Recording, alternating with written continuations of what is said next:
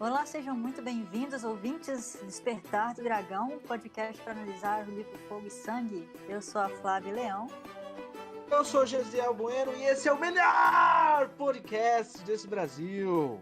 Desse Brasil, quiçá do mundo. E hoje nós vamos analisar o capítulo 2 de Fogo e Sangue, o Reinado do Dragão, as Guerras do Rei Aegon.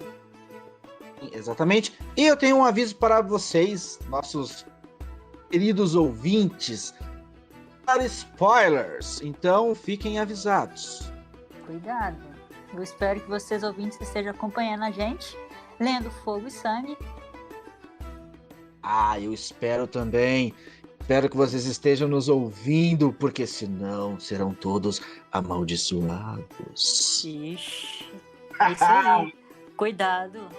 Vocês vão perder a cabeça de vocês, igual Ned Stark. Meu Deus. Ouça. Ou então serem queimados pelos dragões dos Queimados pelos conquistadores. Exatamente. Bem, nós já temos 2 episódios em que falamos sobre o primeiro capítulo, a conquista de Aegon. E você pode mandar suas perguntas, suas dúvidas, seus questionamentos, suas sugestões para nós através do e-mail contato@dragão.cinemae.com.br, pelo formulário do nosso site dragão.cinemae.com.br. Lembrando de não colocar nenhum acento gráfico nos campos do formulário, tá, pessoal? Caso seu nome tenha algum acento, como o meu, Flávia. E também através do nosso novo perfil no Instagram. Agora estamos nas redes sociais, nosso perfil chama-se O Despertar do Dragão, obviamente. Isso mesmo, então vocês precisam entrar em contato conosco, que nós teremos o maior prazer de responder vocês, de interagir com vocês, ouvir as sugestões de vocês, para a gente estar mesmo melhorando, porque nós somos o melhor podcast desse Brasil, mas nós ainda queremos ser o melhor podcast. É sempre com o nosso objetivo para trazer sempre o melhor conteúdo para vocês. Exatamente. Vamos para a análise, então? Bora! Gesiel Bueno, a sinopse, por favor. Explodem pequenas revoluções após a coroação de Aegon. As 3 irmãs, a senhora Marla Sunderland é coroada rainha, mas é deposta. No lugar entra seu irmão mais novo, Stefan Sunderland, que jura lealdade aos Targaryen. Já nas Ilhas de Ferro começa uma sangrenta batalha pela sucessão de Harren o Negro, e mais uma vez Aegon tem que intervir. No final, Vickon Greyjoy é eleito senhor ceifeiro de Pike, mas seu poder se limitava apenas às próprias Ilhas de Ferro. Dorne permanece insubmissa e resistente a qualquer negociação. Tem início então as chamadas Guerras Dornesas. Rhaenys, Aegon, Orys Baratheon, Lord Harlan Tyrell sofrem com as táticas de guerra dornesas. Com a princesa Merya Martell desaparecida, Aegon então declara vitória e nomeia Jon Rosby governante de Dorne em nome. Mas bastou ele virar as costas que os Dorneses brotaram das areias como flores do deserto. Uma tragédia acontece, a ira do dragão é isso. Gesiel, você gostou desse capítulo? Me responda, por favor. Olha, eu gostei muito desse capítulo. Esse capítulo, ele foi blow mind. Ele foi louco, ele foi enlouquecido, ele foi insano, ele foi bárbaro. Eu gostei de muitas coisas. Teve violência, teve estratégia, teve intriga, teve traições, talvez não traições no propriamente ditas, porém teve maquinações políticas, tudo que nós gostamos de aqui no nosso universo de George R. Martin. Adorei esse episódio. Esse capítulo. Meu Deus, então eu vou jogar. Estamos num livro, não numa série. Desculpa, I'm sorry. Então eu vou jogar um balde de água fria, porque eu vou dizer que eu não gostei muito não, viu? Oh my God.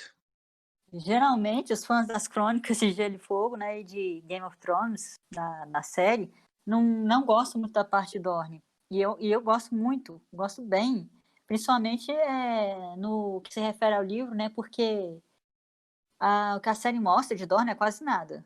Na verdade, até os livros, né, no que já foi publicado, falam muito pouco de Dorne, mas claro que fala bem mais do que a série.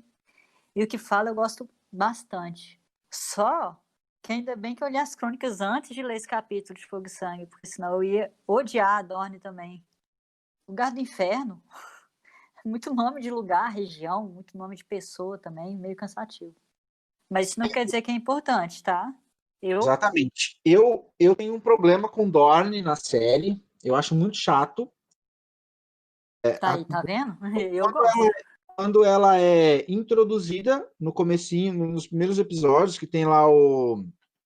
Eu esqueci o nome do ator, que é aquele ator O latino. Oberyn? Ah, É o Oberyn? acho que sim. Eu gosto, desse trecho eu gosto, quando introduz Dorne. Porém, depois, todos os arcos de Dorne fica muito chato. Isso na série. Nos livros, eu gosto muito de Dorne. Eu acho muito bem aproveitado. Eu gosto do mistério de Dorne e eu gosto dessa coisa, dessa característica do sangue quente dos dorneses. Por eles serem um povo combatente, um povo insubmisso. Acho que nos livros isso é muito claro. Na série fica subaproveitado, mas nos livros fica muito claro. E nesse capítulo desse livro que nós estamos fazendo, eu gostei muito da forma como eles abordaram Dorne. Dorne é um lugar que eles são pessoas que a gente quer odiar. É legal odiar os dorneses, porque eles são muito vacilões, assim, eles são muito sacanas. É um povo difícil de lidar, né? Ah, eu achei eles muito bárbaros. Eles Muito que são os bárbaros. extremamente bárbaros, que eu não quero dar spoiler até o final do capítulo, eu quero ir comentando pouco a pouco, né? Porque a gente vai comentar as atrocidades que Sim, os dorneses fizeram. E eu acho isso muito legal, acho isso muito legal. tá certo. Eles não são aquele povo honrado como os Stark, né? Eles são exatamente o oposto do que nós conhecemos como pessoas honradas, leais, enfim, como os Stark. Eles são Pois completamente o é. oposto. E os nortenhos que têm a fama de bárbaros, acho isso um absurdo. Exatamente, é o contrário, né? É o Eu contrário. vejo muito a relação dessa questão dos bárbaros serem os nortenhos, sendo que os nortenhos são extremamente honrados. Vejo um diálogo com as obras de Robert E. Howard, do Conan o Bárbaro. O Conan, ele é um bárbaro, mas todas as histórias que você lê sobre Conan o Bárbaro, você percebe que as pessoas ditas civilizadas, elas são hipócritas, elas são injustas, e você vê a pessoa mais sensata nas histórias é o bárbaro, exatamente o contrário, como se a barbárie traz ali honra, valores mais primitivos, e a civilização traz coisas como hipocrisia, falsidade, intrigas, né? Então eu acho que existe um diálogo aí. Então, Nossa, acho que profundo. muito, muito Gostei da sua análise. interessante. É uma coisa que a gente tira quando nós lemos as histórias do Conan, né? E eu desde criancinha, eu lia muito as histórias em quadrinhos do Conan, e conforme eu fui ficando mais velho, eu comprei os livros, aí eu li os livros, as histórias originais, né, que deram... Porque a gente vai nas bancas de jornais, né, no passado, a gente via muitas aventuras do Conan, porém elas eram inspiradas, baseadas nos conceitos que foram criados pelos livros. Só que a gente não tinha os livros naquela época, né? Então, eu tenho 2 livros do Robert E. Howard. Acredito que tenha mais um que eu não tenho, mas eu baixei os contos e li tudo online. Então eu li todas as histórias do Conan, todas as histórias já publicadas. Gente, É não isso, só sabia. fazendo Que legal. uma metalinguagem aqui. Mas voltando aqui ao capítulo, a gente começa exatamente depois que acaba o primeiro capítulo, né? Então, o que tinha acontecido? Aegon acabava de ser coroado, né, pela segunda vez, só que as coisas, a situação ali em Westeros ainda não estavam em paz. Não, não. Tinha umas pessoas bem teimosas ainda, né?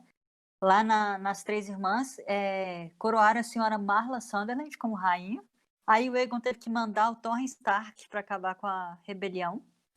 E lá nas Ilhas de Ferro, sempre as Ilhas de Ferro, dando problema, o lugarzinho também, O lugarzinho. rompeu uma, rompeu uma guerra civil pela sucessão da coroa, depois que o Harren, o negro, e toda a sua linhagem foi derrotado na Batalha de Harrenhal.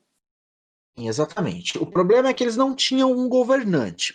E aí começou a acontecer um caos nas ilhas, né? Então, a única forma de conter esse caos foi uma influência direta do rei Aegon. Então, ele chamou as forças dele, que eram os Lannister, os Garden, os Harwine e os Stark.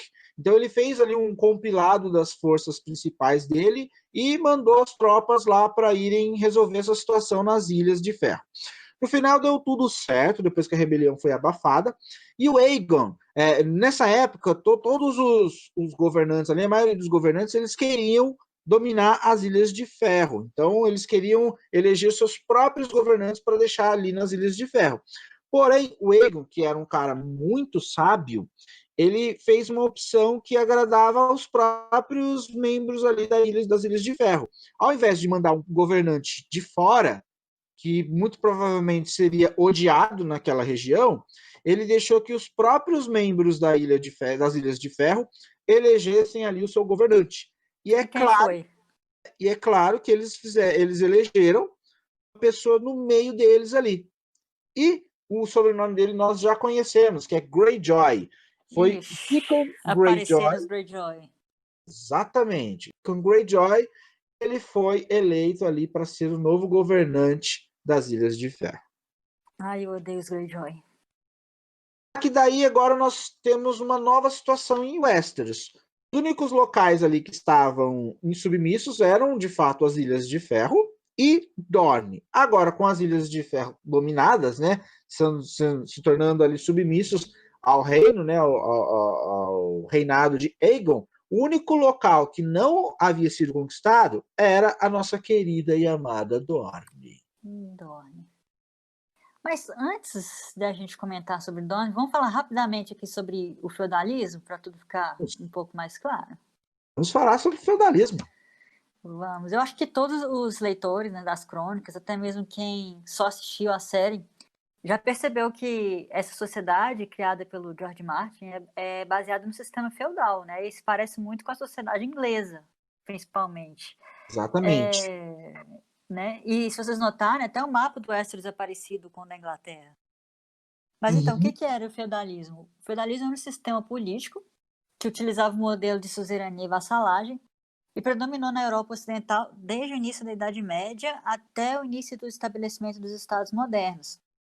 E aí funcionava assim, imagina que eu sou a rainha da Inglaterra, muito chique eu, Oi. mas, né, para governar um país eu preciso de ajuda, claro, eu não consigo fazer tudo sozinho, é impossível. Exatamente, Então, é muito grande. Então eu vou chamar pessoas próximas de mim, né, amigos, pessoas que eu confio, vou dar para elas um pedaço de terra para governar em meu nome. Aí vamos supor que eu chamo Gesiel. Aí eu falo, Gesiel, você é meu amigo, eu gosto muito de você, então eu vou te dar o sul da Inglaterra para governar, ok? Confio em você, né? Porque tem que ser pessoas Exato. confiáveis e tal.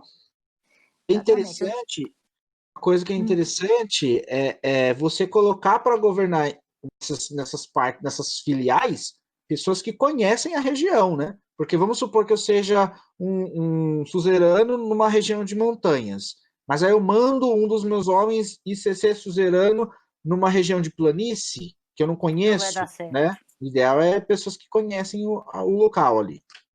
Exatamente.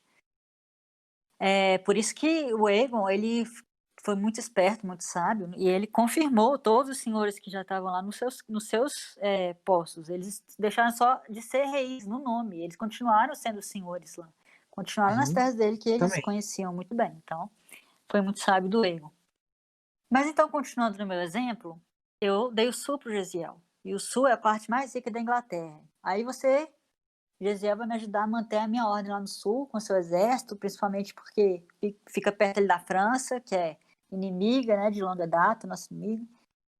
E você pode fazer o que quiser lá, contanto que não seja uma afronta ao meu reino, obviamente.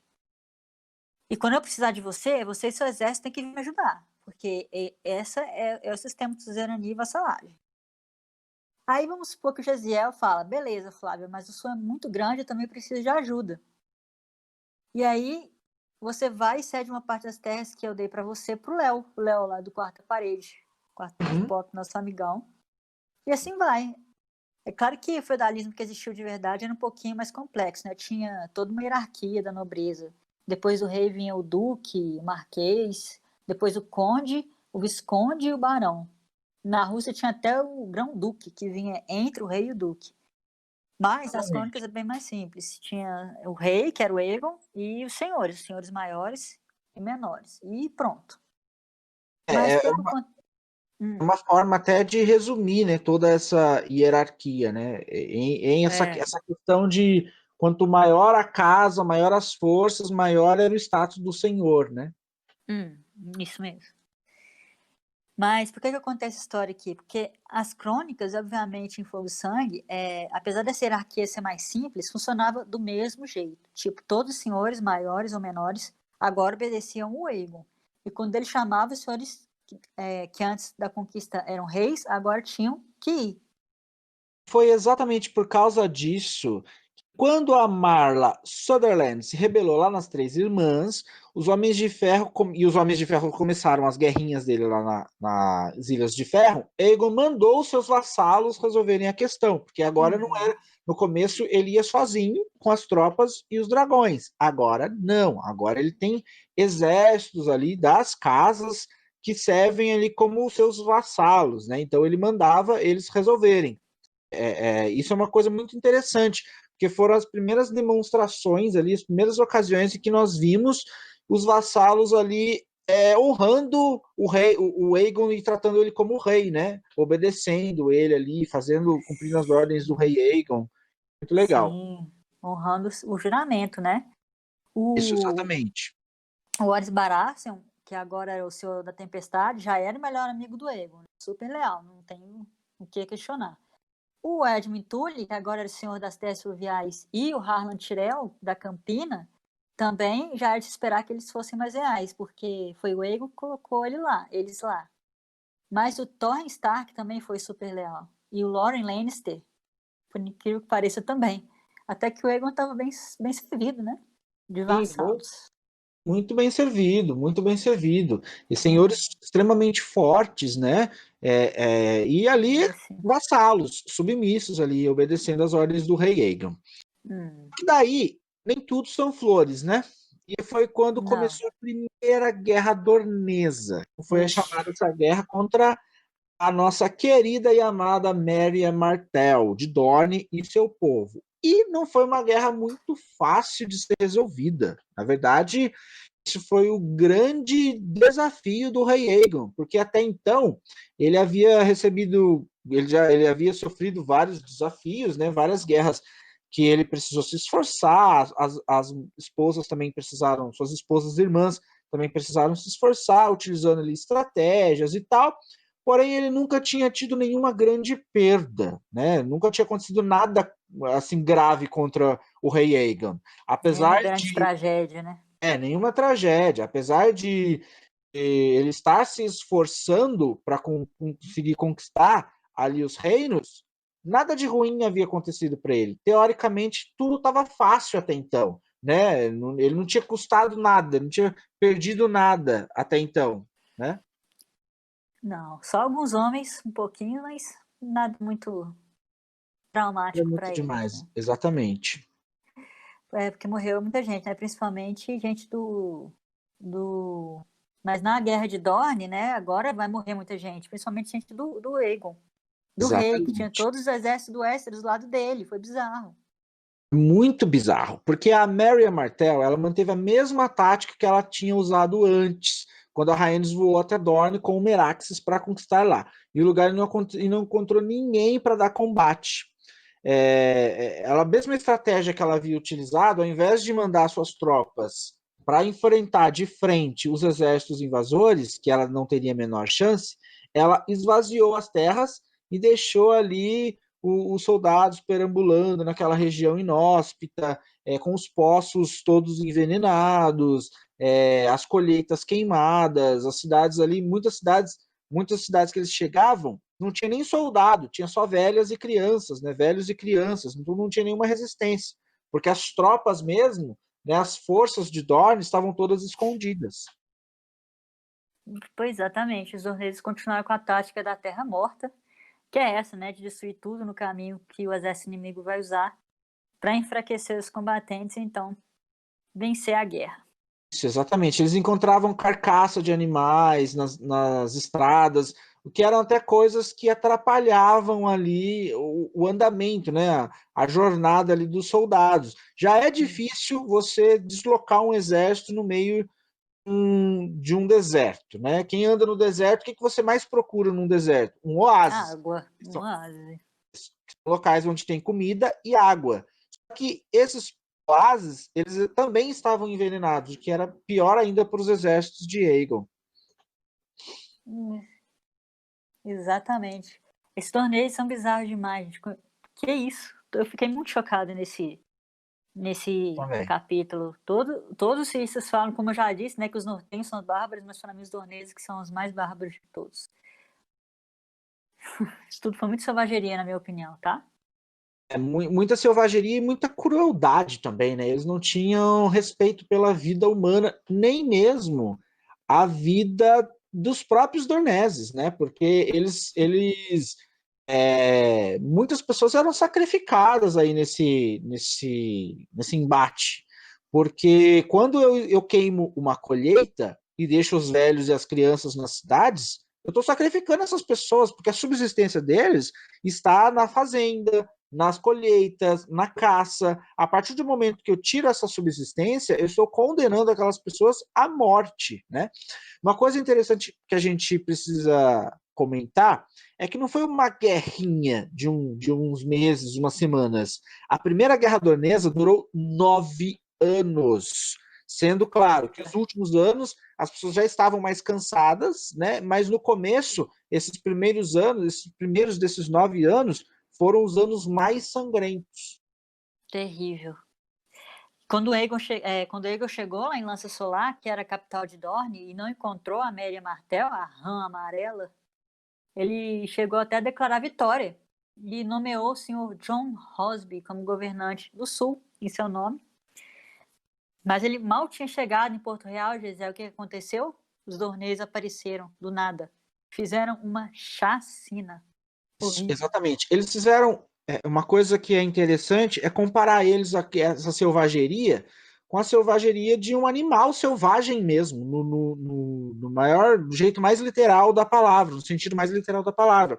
Quando você vai perto de uma hiena, por exemplo, e você é maior que a hiena fica com medo de você, ela não te ataca, mas você dá as costas, ela te morde. E foi exatamente isso que os doneses fizeram. O Aegon chegou com as tropas, não encontrou resistência, e aí ele declarou o seu próprio representante como regente lá daquela região. E assim que ele chegou em Porto Real, os dorneses já vieram e atacaram e mataram todo mundo. A Víboras. própria quanto ao Rosby, que era ali o governante ali que deixado pelo Aegon, a própria Merry Martell, aquela velha dos diabos lá, ela empurrou o Lord Rosby uma janela de uma torre. Ela mesma matou o cara, jogando ele da janela. Como o George Martin gosta de atacar, de jogar as pessoas pela janela, né? Branco eu diga. Bran, passagem Bran.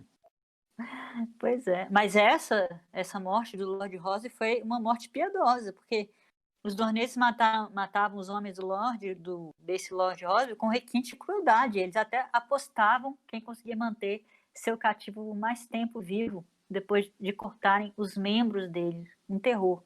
Tô falando, não tem nenhuma notícia de algum nortenho que tenha feito uma coisa dessa na história.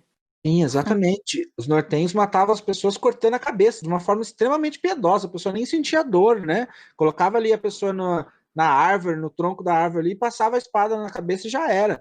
Os dorneses, eles tinham um jeito todo particular ali de matar os seus reféns, né?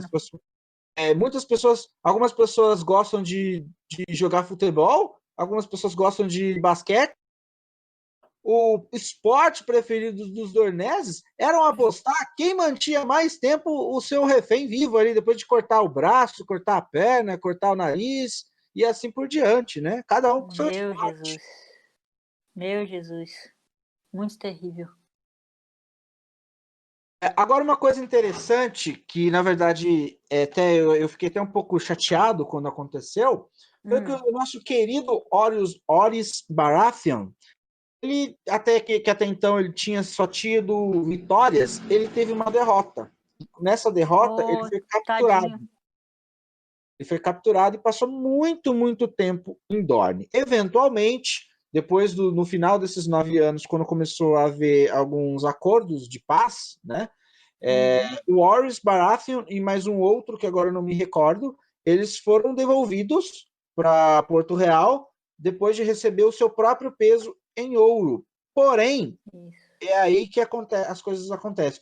Horus Baratheon nunca mais foi o mesmo. Ele que era um cara honrado, um cara gente boa, ele ficou amargo, porque ele voltou sem a mão da espada. Ele teve a mão direita, né, a mão da espada, a mão que ele utilizava para lutar, cepada. E isso é uma coisa, ele e o companheiro dele, né? Isso é uma coisa que tem muito uma mensagem, né? Você tira a maior, o cara ele era conhecido pela sua habilidade em batalha. Você tira ali, tira ali o potencial dele de batalha e deixa bem explícito aquela mensagem. Você nunca mais vai erguer armas contra Dorne, né? Então isso é uma das piores coisas que pode acontecer para um combatente, que é ter tirado. É a mesma coisa de tirar a habilidade de um músico de tocar, de ferir a garganta de um cantor. Você tira ali a principal característica, o principal sentido da vida daquele cara, né?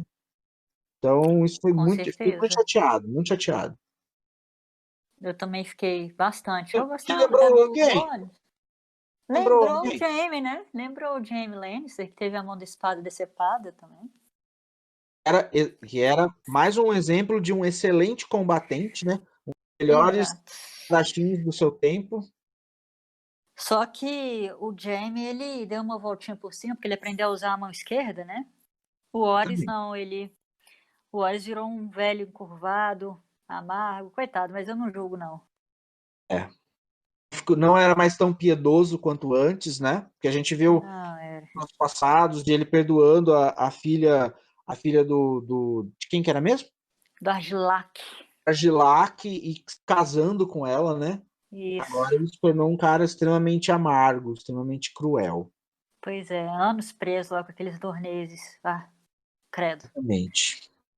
E o Horus, ele tinha sido capturado pelo Will, o amante de viúvas. Nome tão esquisito esse, né? Eu tive que comentar porque eu achei muito estranho. Will de Will. Sanguinário esse Will de Will, e o Aegon nunca conseguiu pegar ele, Gisele. Nunca. E nome muito forte também, né? O amante de viúvas e tal, né? O cara O que amante de viúvas. tava muitas pessoas e se orgulhava disso. E foi a partir daí começou a morrer muita gente, muita gente mesmo. O Lord Tyrell, ele também morreu tentando recuperar a lança solar. Ele desapareceu no deserto e nunca mais foi visto. E com Tadinho. o passar do tempo, conforme essas guerras foram acontecendo, os Dorneses foram ficando cada vez mais atrevidos e ousados. E eles começaram a atacar, a invadir as terras da Campina e as terras da Tempestade também. E foi aí que a rainha Targaryen, a irmã mais nova do Aegon, a rainha que ele mais gostava, resolveu intervir de novo e voltou para Dorne. E morreu também? Não, Isso eu achei muita não. sacanagem. A primeira grande derrota de Aegon. Não necessariamente uma derrota propriamente dita, mas a primeira das perdas que o Aegon sofreu. E, né, a gente nem precisa comentar quão triste deve ter sido isso para o Aegon, né? Porque era ali a irmã e a esposa preferida dele. Era aquela que ele não só respeitava, mas também amava como mulher. Assim, era que ele era mais apaixonado, era a Rhaenys. E morreu ela e o Meraxes. Uma coisa interessante é que até então, uma característica dos dragões é que eles, conforme vão ficando mais velhos, eles vão ficando maiores e vão ficando mais resistentes também. Então, as escamas do dragão, do Meraxes, elas eram mais resistentes do que o aço. Então, ali em Westeros não havia história de dragões que haviam sido derrotados. Porém, sempre tem para tudo há uma primeira vez. E aí, no alto da torre mais alta, um soldado lançou uma lança com uma balista, uma lança de mais ou menos 1 metro de comprimento, E o cara era bom de pontaria. Ele não só acertou o dragão, como ele acertou o olho do dragão. Imagina você acertar o olho de um dragão em pleno voo, né? Então, o Meraxes, ele não resistiu e morreu, né? Ele caiu, despencou, caiu em cima da torre e destruiu a torre. Aí ficaram questões aí, porque nunca ninguém ficou sabendo como que a Rhaenys ali morreu, se ela morreu antes ou depois do dragão. Se ela sobreviveu à queda do dragão, porque ela estava no plano voo, né? Então ela caiu do dragão. Então muitos acreditam que ela morreu com a queda, mas existem as más línguas que acreditam que ela sobreviveu à queda do dragão e ela foi levada como prisioneira e foi torturada durante muito tempo. Porém, esse fato não é comprovado. Ninguém sabe nada. A minha teoria é que ela morreu ali na queda do dragão. Imagina o dragão cai e destrói a torre, qual a chance que teria uma mulher de sobreviver de uma queda dessa, né? Um ser humano ali de uma queda dessa muito alto. Então, esse foi um dos momentos mais tristes do livro até o presente momento. E essa não vai ser a única morte por, como que eu vou dizer, caída de dragão. Vai ter mais gente, mais Targaryen que vai morrer desse jeito. Mais pra frente no livro nós veremos, no episódio respectivo. Mas, poxa, mataram minha Targaryen favorita na história, meu dragão favorito na história também. Choro e fico muito pistola também, viu? Full pistola. Eita, mas você nem a conhecia. E ela nem aparece tanto assim. Mas eu fiquei chateado também. Te entendo, te entendo. Sei lá, sabe quando seu santo bate com outra pessoa, assim, de graça? O meu bateu com o dela. Do mesmo jeito que não bateu com o da Vicênia, desde o começo. Entendo. A gente vai ver mais pra frente que a Vicênia é uma cobra. Uma cobra. Mas a Rhaenys, eu acho que ela era muito gente boa. Fiquei muito triste que ela morreu. Muito triste também, mas eu não fui o único, porque Aegon também ficou muito triste. E ele ficou muito bravo também. A partir daí, nós temos o que seriam conhecidos depois como os anos da Ira do Dragão. Tá? Ele ficou tão puto, mas tão puto, que ele começou a destruir tudo que ele via pela frente. Então, ele voava com o dragão e as fortalezas começavam a se transformar em pedra derretida, se transformava em vidro, que ele praticamente destruiu Dorne e todos Valerion. os castelos. Isso. Valerion em ação. Era em ação. Dorne virou praticamente um nada, um deserto fumegante, afligido por fomes, pragas e pestilências, né? Se você não tem mais os castelos, se você não tem mais ali as suas fazendas, o seu gado, né? O que você vai ter é fome e doença, né? Porque não tem mais um suzerano para fazer a manutenção do povo, para cuidar do povo. Você relega ali os poucos sobreviventes a uma vida ali de bastante sofrimento, não é mesmo? Viraram um povo que vive escondido, né? Eu acho que essa é a parte de toda a história do mundo de Gelo e Fogo que mais me intriga. E surgiram várias teorias dos próprios personagens lá do livro, tá? Não é teoria dos leitores, não. E a primeira diz que o Nimor na carta, tinha feito um apelo ao Aegon. Foram palavras sinceras de um pai para o outro que comoveram o coração do dragão. Teoria essa que eu acho fraquíssima, porque por mais que o Aegon fosse gente boa, eu também não acredito que ele era tão mole a esse ponto. Até porque havia morrido a esposa preferida dele, né? Exatamente. E outra teoria é de que o Nimor tinha enviado uma lista com os nomes de todos os senhores e cavaleiros nobres que tinham perdido a vida na guerra. E eu também não acredito nessa teoria. Claro que, por mais que você saiba que muita gente morreu, ver os números assim na sua cara é bem chocante, né? Mas eu não acho que tenha sido isso também. Bem, não acho que tenha sido essa. Né? E alguns septões disseram ainda que a carta estava enfeitiçada, que a Mary Martell tinha escrito a carta antes de morrer com um frasco de sangue da própria Rhaenys. Essa teoria é uma das... assim, ninguém pode provar, né? Mas uma vez que existisse algum veneno, e o povo dornês conhecido pelo uso de venenos, seria possível, mas eu também não acredito que tenha sido essa, não gosto dessa teoria, apesar de ela ter ali um pezinho na verossimilhança. Eu amei essa teoria, eu achei ela bizarra, claro, mórbida, mas eu achei que ela faz que é a que faz mais sentido. Porque, tipo, a gente já viu que a magia existe nas crônicas, né? Uhum. Eu vou dar o exemplo da própria Valíria, que existe a teoria de que a Valíria foi destruída por magia, né? A destruição de Valíria. Também tem o exemplo da Melisandre, quando ela fica grávida, aquela gravidez bizarra dela, que ela dá à luz a uma sombra do Stannis, que depois matou o Rhaene, lembra? E Exatamente. ainda eu posso citar os homens sem rosto, que a Arya vai lá tentar virar um homem sem rosto também, né? Aquelas caras que eles tiram das pessoas mortas e vestem a cara das pessoas mortas e assumem a identidade dela. Tudo magia. Então,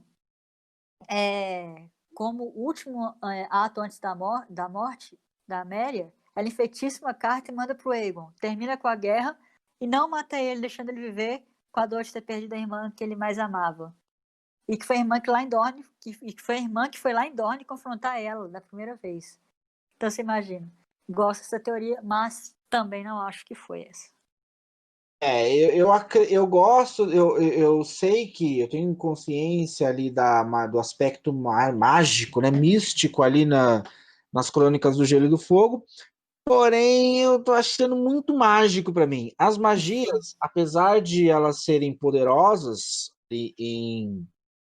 nas Crônicas, sempre tem um pé na realidade, sabe? E sempre tem um custo muito grande. Tudo bem que a rã amarela morreu. Ela pode ter feito ali uma magia que custou a própria vida, né?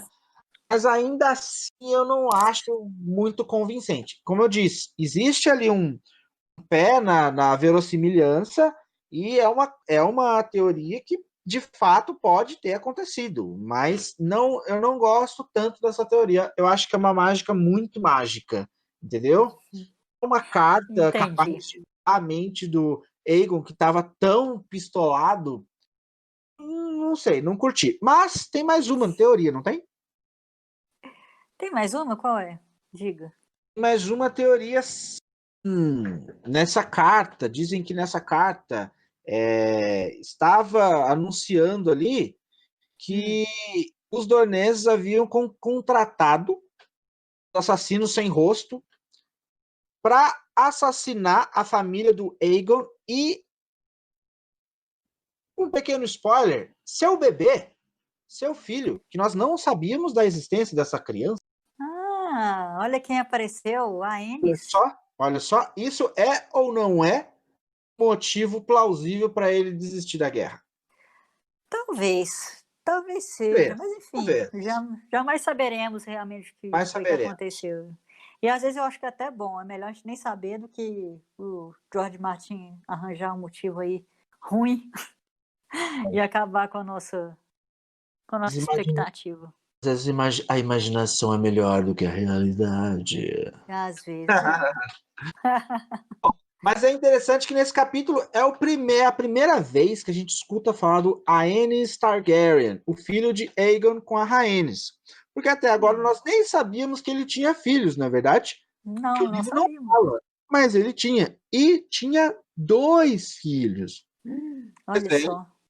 Era o Aenys, herdeiro do trono, filho de Aegon com a Rhaenys, e também tinha o Maegor, filho dele com a Visenya. Então, além de nós não sabermos que ele tinha nenhum filho, ele tinha um filho com cada esposa.